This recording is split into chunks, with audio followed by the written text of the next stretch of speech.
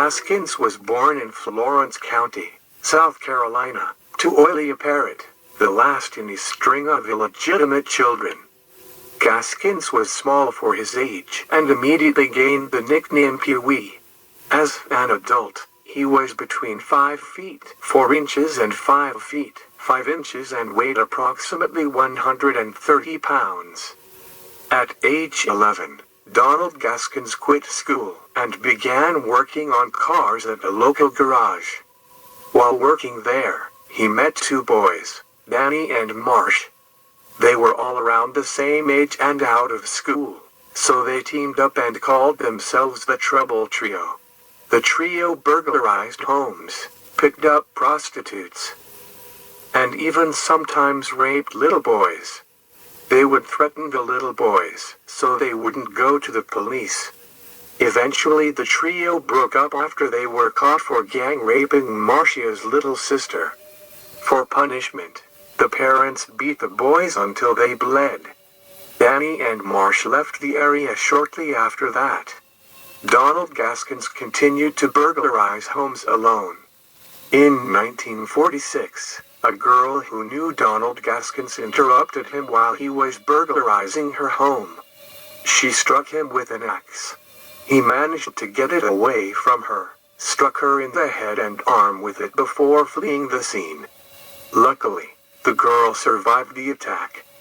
Donald Gaskins was arrested and convicted for assault with a deadly weapon and intent to kill. During the court proceedings, it was the first time he had heard his real name spoken in his whole life. He was sent to the South Carolina Industrial School for Boys until he turned 18. At the reform school, Donald Gaskins was almost immediately attacked and raped due to his small stature. He spent his time either accepting protection from the boss boy in exchange for sex or attempting to escape. Eventually he escaped from the reform school and got on with a traveling carnival. He married a 13-year-old girl while there, but decided to return to the reform school to finish out his sentence. After he was released from reform school, he began working on a tobacco farm. There, he got involved in insurance fraud. He worked with a partner by collaborating with local tobacco farmers to burn their barns for a fee. Around the area, people began to wonder about Gaskins' involvement with the barn fires. When his employer's daughter questioned him about the barn fires, he panicked and split the girl's skull with a hammer in hand.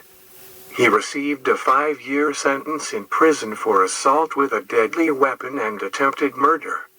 While in prison, Gaskins committed his first murder in an attempt to become a power man. Power men are the most brutal and feared inmates. Gaskins decided killing a fellow inmate would be enough to keep the other inmates from bothering him. He was found guilty of manslaughter and sentenced to 6 months of solitary confinement, but he accomplished his goal of becoming a power man. The newly found status made his life in prison more enjoyable. In 1955, his wife filed for divorce. Gaskins flipped and escaped from prison. Shortly thereafter, he remarried, but the second marriage only lasted 2 weeks. Then he became involved with Betty Gates. The two went to Tennessee to bail out Gates' brother, but when Gaskins arrived back at the hotel he was in for a surprise. He found out Gates' brother was actually her husband and he had recently escaped. The police arrived at the hotel, and it didn't take them long to realize that he was an escaped convict. He was sent back to prison with an extra 9 months for aiding the escape of a prisoner. In August 1961, he was released from prison and returned to South Carolina. He was unable to stay out of trouble and began burglarizing homes again. He avoided arrest by working with a traveling minister as his driver and general assistant. This was an easy way Gaskins could travel from town to town, while burglarizing homes and would make his crimes harder to trace. In 1962, Gaskins was arrested for the statutory rape of a 12-year-old girl, but he escaped to North Carolina in a stolen car.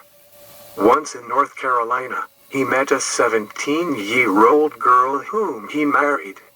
She eventually turned him into the police for statutory rape, and he received 6 years in Columbia Penitentiary. In November 1968, he was paroled and made a vow to never return again. Throughout Gaskins' life, he described feelings that forced him into criminal activity, which he referred to as them aggravated and bothersome feelings. In September 1969, he found relief from these feelings.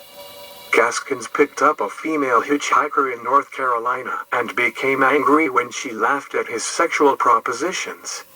He beat her until she was unconscious. Gaskins raped, sodomized, and tortured her. Then he went to a swamp to sink her weighted body so she would drown. His process of rape, torture, and murder was described by Gaskins as a vision into the bothersome feelings he experienced throughout his life. Satisfying these feelings became his driving force in life. He mastered the skill of torture, often keeping his injured victims alive for days. Sometimes he would cannibalize their severed body parts and either make them watch him eat them in horror or join in the eating. Gaskins' preference on a victim's sex was slanted towards female victims. However, between 1969 and 1975, investigators discovered the remains of both murdered boys and girls along the Carolina highways. No gender was immune. He considered these highway murders as weekend recreation. Killing his acquaintances were more serious murders. One murder, where he was close to the victim, included his 15-year-old niece and her friend. He lured the two girls to an abandoned house, where he attempted to rape them, and upon failing to do so, he beat them to death. In his autobiography, Gaskins would claim upwards of 100 murders along the coastline.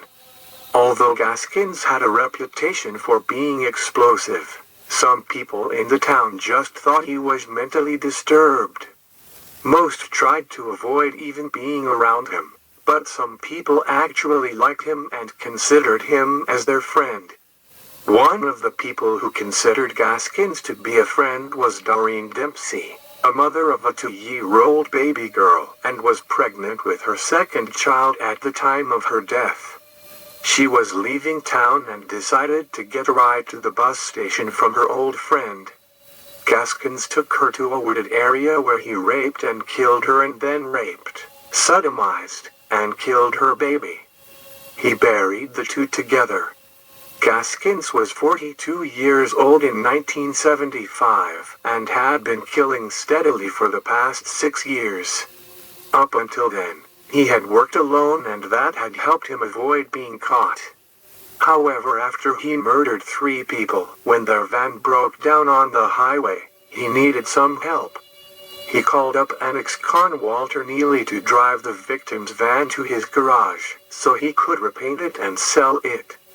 Gaskins was also a hired hitman. That same year, Suzanne Kipper paid him $1,500 to kill her ex-boyfriend, Silas Yates. John Powell and John Owens handled the communication between Gaskins and Kipper concerning the arrangement of the murder. On February 12, 1975, Diane Neely lured him out of the house by claiming to have car trouble. Gaskins then kidnapped and murdered Yates, while Powell and Owens watched. All 3 helped bury him. After the disappearance of Kim Gaskins, the authorities began to become suspicious of Gaskins. After searching his apartment, they found clothing that had been worn by Gaskins. Gaskins was indicted for contributing to the delinquency of a minor. Neely cracked under pressure while waiting for the trial and showed the police Gaskins' private cemetery. In the cemetery, they found the bodies of the following: Sellers, Judy, Howard, Diane Neely, Johnny Knight, Dennis Bellamy, Doreen Dempsey and her child. On April 27, 1976, Gaskins and Walter Neely were charged with 8 counts of murder. On May 24, 1976, a jury convicted Gaskins of the murder of Dennis Bellamy and he was sentenced to death. In an attempt to avoid additional death sentences, he later confessed to 7 more murders. In November 1976, the Supreme Court ruled that the death penalty was unconstitutional, so his death sentence was converted to life with 7 consecutive life sentences. In 1978, the death penalty was restored. This didn't mean anything to Gaskins until he was caught and found guilty for being paid to murder fellow prisoner, Rudolph Tyner. This conviction caused him to receive a death sentence. While on death row, Gaskins said he committed between 100 and 110 murders, including that of Margaret Peg Coutinho, the 13-year-old daughter of then South Carolina State Senator James Coutinho Jr. of Sumter. These murders have been widely disputed and there has been no evidence to support Gaskins's statements. Gaskins was executed on September 6, 1991, at 1:10 a.m. in the electric chair, hours after he tried to kill himself by slitting his wrists. His last words were, "I'll let my lawyers talk for me. I'm ready to go." Donald Henry Pee Wee Gaskins Jr. was 58 years at the time of his execution. Thank you for watching Death Row.